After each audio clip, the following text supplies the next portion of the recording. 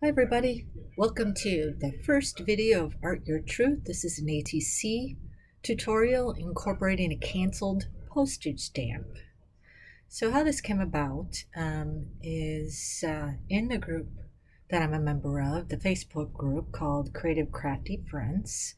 There was a 30-day ATC challenge where each day of the month had a prompt, and one of the prompts was a canceled postage stamp. So that's when I decided to do this card with the flag postage stamp, because silly me doesn't always save stamps, and that's the one that I had at the time. I save them now. So right now I'm applying gesso to a recycled ATC size card from probably a cereal box or a pop box, using my handy dandy tool that I got from Michael's. I use that thing for everything. It wipes off real nice. So now I'm taking the card after it being dried, and I'm putting it into a box with a piece of deli paper underneath it to kind of do a catch-all for the overflow or the overspray of the paint. I'll be using the Dina Wakley gloss sprays. They're acrylic sprays, but you of course could use a sponge and regular acrylic paint if you'd like to create this galaxy background. So this first color is Night. It's a real nice dark blue. Oh, I haven't explained the mask. So I made a homemade with my scan and cut a circle, different size circles. So I'm using a circle mask for the moon. This color is Marine of the Dina Wakley gloss sprays that I'm putting over the night. I'm also going to grab the color Ocean. So homemade stencils and masks, I do that a lot because with this COVID going on, I haven't been able to get out of the house or go to the store to pick up a lot of things. So this color is Eggplant. It's a real pretty kind of violet purple, adding more night onto it because I figured it just needed to be a little bit darker.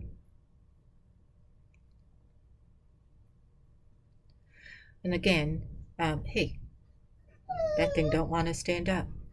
And again, you could use acrylic paint and a sponge to create this as well. So here I'm taking a napkin and kind of blotting off some of that dark paint because not enough of the purple or the eggplant was showing through. So I'm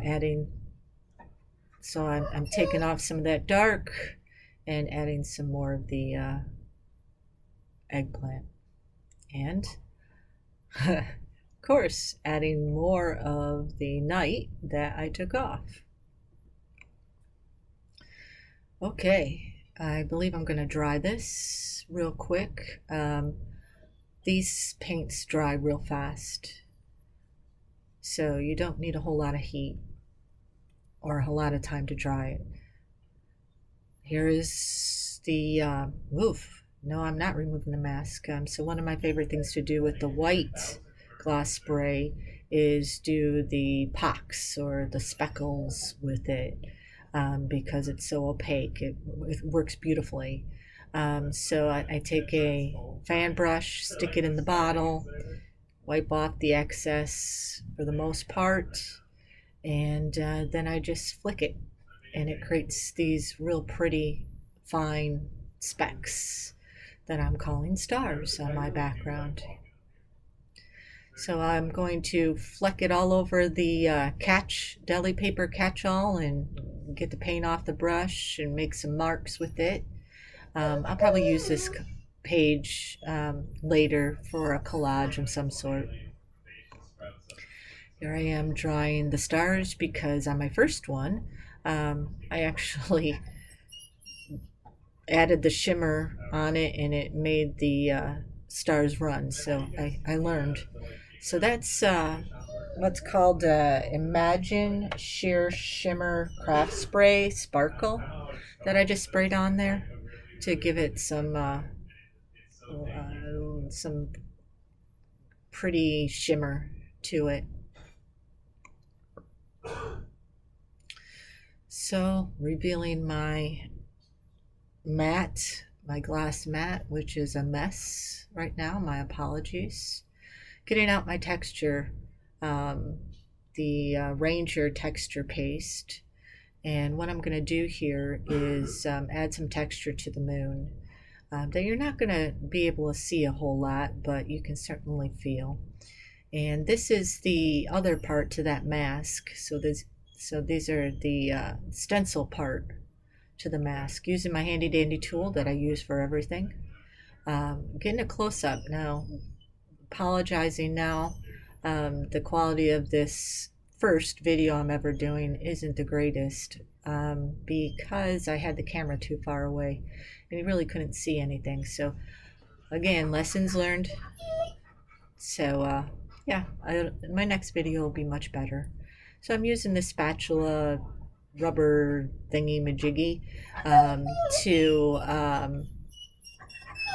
apply the paste on here. And it gives it a nice texture, and I'm drying it, but I didn't dry it all the way. Once it started bubbling, I kind of stopped drying it. Here's the postage stamp that I think I took off of a bill, because again, I didn't collect postage stamps before this, and now I do. Using tacky glue to adhere that. Usually I use the art glitter glue, but my little bottles are both empty. I have two of them, and they're both empty, and I'm too lazy to fill them. So what I'm doing here is I'm using the gesso to basically cover everything but the flag on this stamp, and that's going to make it blend in to the moon.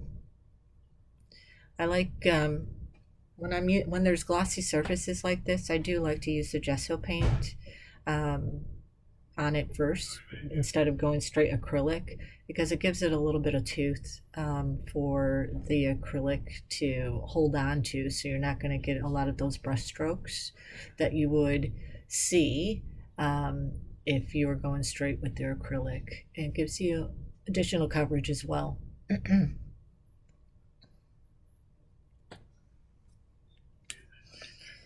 The gesso, just because people might ask, the gesso that I use, it's a combination of a bunch of experiments that I use. And my apologies for my dog; she's not getting attention from her mama, so she's being a little vocal to let me know. But it's a real cheap gesso that I got from Amazon by the gallon, and it wasn't thick enough and wasn't opaque enough, so I added chalk paint to it, white chalk paint to it, I think I got from Walmart, and it works perfectly now. So here I think I'm speeding this up. It's basically applying the Dina Wakley white acrylic paint. Instead of showing you another poor quality close-up of it, I figured I would just fast forward through it. You saw the first time, or didn't see the first time, from the quality of what I was doing. Rosemary. Okay, so now I'm going to take the Dilutions paint, the slate gray color, and I'm going to create the shadows of the moon. I'm going to use a palette knife to do this, a small palette knife. If I were to do this with a brush, I don't think I would get the randomness that I was looking for, and because I'm really bad at using a palette knife, it's definitely random because I'm definitely not in control of where that paint goes. So here I dipped it into the lid of the acrylic paint, and I'm kind of blotting it off on my mat because I didn't want a big clump of the paint coming off. So I blotted it off on my mat, and now I'm just, kind of taking it off of the mat as I go. So Dilutions paints, I love them in that they come in a jar, and I don't have to squeeze them out and make a mess on my mats. I can just dip my brush or my palette knife or whatever into it for that reason. But then they also have a con of when I'm using my jelly plate or something like that, I can't just squeeze some paint out and use my brayer. So that's why I got the Dina Wakley acrylic paints to do that. And I also have the Deco Art paints and dilution paints, etc., that are in the bottles that I use for the deli plate or anything else. But I do love the colors of the dilution paints a great deal. So I've applied the gray, and I see some spots that I thought were just a little too dark. So I'm going to take some gesso, and I'm going to go over those those dark spots and push that gray back a little bit, create some more depth. I like using the gesso to do that versus a white paint, because the gesso is a little bit more transparent than a white acrylic paint. So it does a real good job of pushing things back. You don't have to worry about how much you're using, quite honestly. So just looking at it, saying, hey, I think I like it. And now I'm going to put the paint away, and we're going to move on to, believe, adding the text.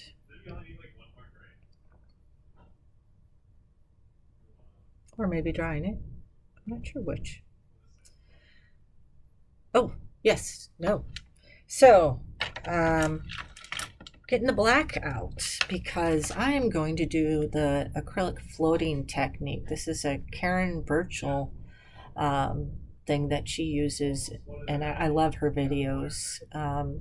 So basically it's a way to highlight or low light, I guess you want to call it, any of your objects. So for this purpose, I'm putting a border around it and making it darker on the outside so that the moon kind of pops. And with this technique, what you do is you wet the brush, and you're using an angle brush, and you put the paint on the tip, and here's a very bad picture, but you can see it a little bit. You put the paint on the tip, and because you have the water and you're using an angle brush, the paint goes pretty thick, I guess you would call it, or the thickest, where you have it on the tip, and then with the water it disperses out, so you get a nice soft edge to your outline. So yeah, it gives you the detailed edge on the one side against your object that you're trying to pop out, and then it disperses the paint out into the background. So it's actually really cool. I use it a lot. That technique again is with Karen Birchall. And what I like about using acrylic, so it's basically like watercolor, but I like using the acrylic because it doesn't move. Once you put it on there, it's there, unlike watercolor, as you well know. So now I'm taking my pen, and this is a Uni-ball Elite pen, I believe it is, and adding the flagpole back because I painted over it. And this is going to go down into my N of the moon, so it's going to be the anchor for that letter. And again, quality, my apologies.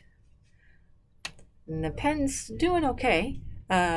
It's I don't think I let the texture paste fully dry, and then when I put the paint on top of it and the gesso on top of it, it kind of softened it up again. But the one thing I do like about this pen is it will pretty much write through anything. And it doesn't get clogged up and all that other good stuff. It's not permanent though. So if you plan to do anything afterwards, it will definitely smear. But you know, that's good and bad. So I think if I would have screwed this up, I could have probably taken a baby wipe and wiped it all off and started over again. So good with bad. So I've got the moon and back that I'm writing, and I've sped it up just a little bit so that you don't have to watch this blurry quality film for too much longer. And I started at the bottom this time. I think the last time I did it as part of the challenge, I ran out of space. So lessons learned, I started at the bottom. So here I'm going with my favorite white pen. That's the Uni-ball Signo. And that is the model number or code number that's on there is UM153. And I love this pen. It writes pretty much on everything. It is not permanent. So if you're adding something and you don't like it or you change your mind, which I'm going to do right here, trying to make a star, you can just wipe it off if you're on top of acrylic. So here I'm coming in with my Posca.